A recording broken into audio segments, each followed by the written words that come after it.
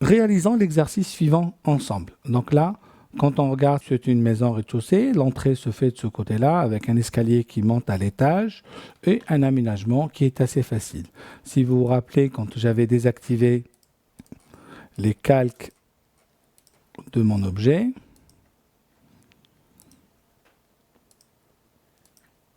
on arrivait à voir. On va désactiver le calque courant, c'est pas grave. Je vais sur le calque mur. Voilà. Je vais aussi désactiver les cotes. Vous voyez, la gestion par des calques séparés va m'aider justement à avoir. Le premier objectif qui va être, c'est de réaliser ce dessin-là. Alors, je vous invite à imprimer l'exercice se trouvant en format PDF pour pouvoir justement le dessiner. Alors, on va commencer par un document nouveau. Nous allons prendre un document métrique sans gabarit. Mon dessin arrive. Première chose que je vais faire, je vais créer mes calques. On va se créer des calques, donc nouveau calque. Le premier va s'appeler mur. On va lui donner une couleur différente, je vais le mettre en rouge. Deuxième calque qu'on va appeler menuiserie. On va lui donner une autre couleur, en jaune. Nouveau calque pour les équipements.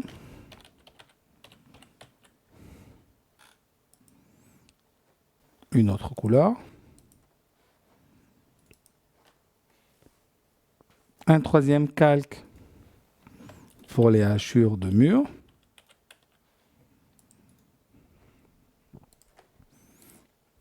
Et un calque pour les cotations.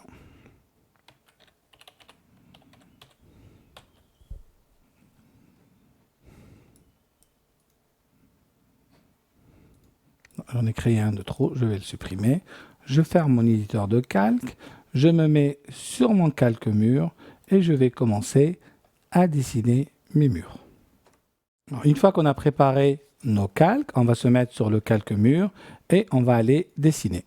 Je vais prendre l'outil polyline, je me mets ici, je tire sur le côté C400, on réduit un peu, on descend. On active ortho, on descend de 70, 480,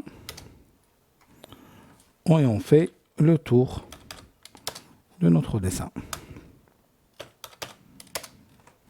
Je remonte de 490, on revient ici de 230, je continue de 240, je continue de 310, et je vais fermer mon dessin. Alors, ce que je vais faire, je vais décomposer ma polyline pour pouvoir accéder ici. Alors, je vais faire un petit zoom arrière. Je déroule la liste, zoom moins. Voilà. À partir de là, je reviens dans le début. Je vais faire un cercle par 2 points.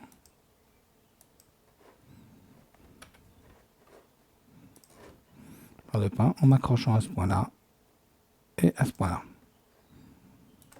Je mets celui-là. Nous allons faire un décalé maintenant. Je vais décaler de 20 mon dessin.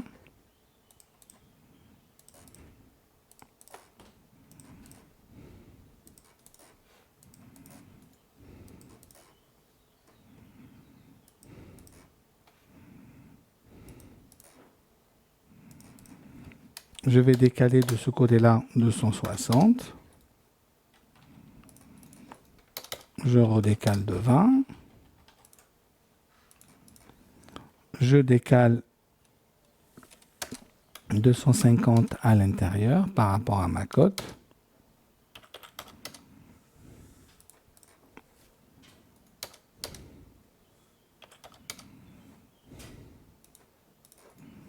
Alors, on a fait les côtes intérieures. Il reste qu'à aller ici faire des raccords ou ajuster les différents éléments. Alors, une fois qu'on a fini d'ajuster les murs extérieurs, on va dessiner les cloisons intérieures. Alors, les cloisons intérieures, dans notre cas, par exemple, ici, je vais tout simplement tirer sur celle-là. Je vais reprendre la commande décaler. de 8. Les cloisons intérieures font 8. Côté décalage en haut. Je vais aller redécaler ici de 275 ce mur-là à là. Et il a une largeur aussi de 8. Voilà, le 8 est à l'intérieur.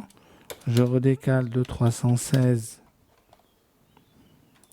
ici vers le bas, que je redécale de 8 à l'intérieur. Et je décale en dernier de 75 pour avoir la largeur de mon mur. Je peux ici utiliser la commande chanfrein à 0,0 avec M, multiple, pour faire celui-là avec celui-là, celui-là avec celui-là, celui-là avec celui-là.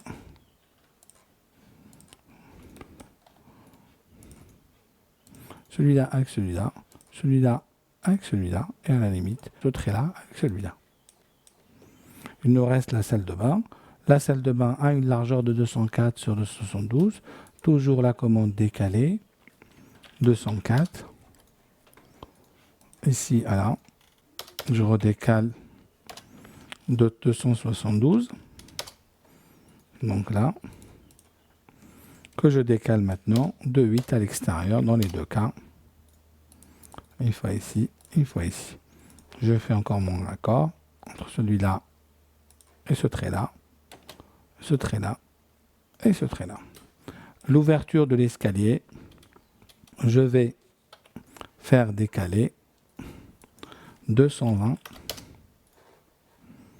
L'objet à décaler, côté décalage, il est là. À partir de là, on va tracer une ligne qui va partir ici et qui arrive perpendiculairement à celui-là. Je peux virer celle-là. Je vais prendre la commande ajuster. Je valide. Je supprime ici. Ici. On va zoomer là. Et je supprime ici et ici. Donc voilà ici mes murs et mes cloisons intérieures qui sont finis. Il reste maintenant à faire les ouvertures. Pour faire les ouvertures, nous allons continuer sur la même lancée. Je vais décaler de 60 par exemple cet objet-là, que je redécale de 120, que je décale ici de 180 par rapport aux codes qui sont dessinés sur mon dessin, que je redécale de 20. Une fois qu'on a fini, je vais faire ajuster par ces éléments-là comme frontière, entrée. Les objets à ajuster sont là, ici et ici. Je vous laisse ici continuer à faire toutes les ouvertures de fenêtres et des portes. Une fois nos murs sont finis, on va attaquer maintenant la partie menuiserie. Pour faire nos menuiseries, on va commencer par créer des blocs fenêtres qu'on va insérer dans notre dessin. Pour créer nos blocs fenêtres, on va se mettre sur le calque 0. Il est toujours conseillé de créer ces blocs dans le calque 0. Comme cela, quand on les insère, ils vont s'insérer dans le calque de destination et non pas dans le calque où ils ont été créés. Pour créer ma fenêtre de 120, je vais prendre tout simplement un rectangle. Un rectangle de côté de 120 sur une largeur de 20 qui est la largeur du mur. Sur ce rectangle-là, je vais zoomer. Je vais me faire une ligne partant du milieu 2. Donc majuscule, bouton droit, milieu. Ici, pour arriver au milieu d'en face. Entrée. Alors je vais activer milieu par défaut. Je vais décaler pour faire l'épaisseur de ma menuiserie mon objet de 5. Je vais dessiner un autre carré ici. C'est de 5 sur 5 que je vais copier d'ici à en face. Je pourrais aussi le copier d'ici à son milieu.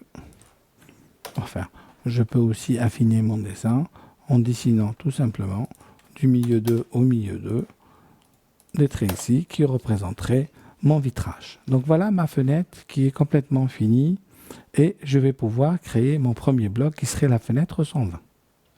Pour créer les blocs, on va passer sur l'onglet insertion, créer ici. Nous allons l'appeler fenêtre 120. Choix des objets, ça sera tous ces objets-là. Point de base, on va choisir celui-là. Et là, nous allons l'insérer dans notre dessin. Là, je vais prendre supprimer. OK. Et là, on va l'insérer dans notre bibliothèque. L'objet a disparu du dessin, mais il est toujours dans ma bibliothèque. Pour insérer ma fenêtre, je vais basculer sur mon calque menuiserie. Je reviens dans Insertion et je vais insérer mes objets. Fenêtre 120. Je vais faire OK. Point de position, je vais la mettre ici. Je reprends. Vous vous rappelez qu'on a la possibilité de donner un angle à notre fenêtre. Et là, notre fenêtre, elle arrive. Notre fenêtre étant un objet comme un autre, j'ai la possibilité aussi de la copier. De ce point-là à ce point-là. J'ai la possibilité aussi de réinsérer ma fenêtre ici. Là, on a fait 90, je vais faire moins 90 pour la faire tourner dans l'autre sens. Je l'insère ici. Je peux copier, la réinsérer de l'autre côté. Donc voilà comment j'ai créé ma fenêtre en bloc et je l'ai insérée. Il vous reste à vous maintenant de créer votre fenêtre 120, de l'insérer. Vous créez votre fenêtre de 180 en bibliothèque, de l'insérer. Votre fenêtre 240 en bibliothèque et de l'insérer. Et vos portes, donc la porte de 80 pour la salle de bain, les deux portes 220 de la maison. Nous avons fini sur notre dessin, les murs et les menuiseries. On va maintenant aller sur le calque cote pour coter notre dessin tel qu'il est présenté dans l'exercice. Alors, on va commencer par faire des cotations simples, une cote linéaire. Je commence par coter les intérieurs ou les extérieurs, comme je veux. Je la mets ici. Ma cote, elle est trop petite par rapport au dessin. On va aller modifier le style de cote au niveau d'annotation, style de cote. J'utilise le cote ISO 25, je vais le modifier. Texte, je vais mettre un texte de 8.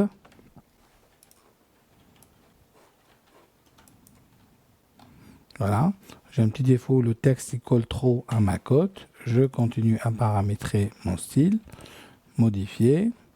Donc texte, décalage de la cote par rapport à la ligne, je vais le mettre à 2 ici. Et ligne, espacement de la ligne, décalage de l'origine, mettre à 2 et je vais faire un espacement de 3. Alors tous ces paramètres-là sont des paramètres visuels. C'est vous qui déterminez quelle est pour vous la meilleure manière de représenter vos cotes. Là, je fais OK. Et voilà. À partir de là, je vais faire une cote continue. Donc cote continue. Prochain point, il est là. Point d'après, il est là.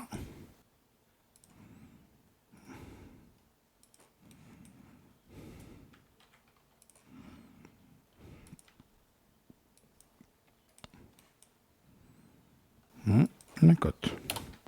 Je reviens derrière et je vais coter cette fois-ci le deuxième niveau. Donc de là à là, j'ai 300. Cote continue. J'arrive ici. Et on va coter en dernier la cote continue sur tout le dessin. Voilà. Je peux aussi aller coter ici mon rayon. On peut aller en bas, refaire le même système de cote sur le bas, sur le côté, en haut, et coter les éléments à l'intérieur. Je vous laisse terminer la séquence cote. Notre dessin est coté, passons maintenant à l'étape suivante qui va consister à mettre les hachures. Je me mets sur les calques hachures, je désactive le calque cote ou cotation ici pour me retrouver sur hachure et je vais prendre la commande hachure. Hachure. Là, je vais définir mon motif. On va prendre le motif ligne. Line ici. On va choisir un point à l'intérieur de notre tracé, de nos murs.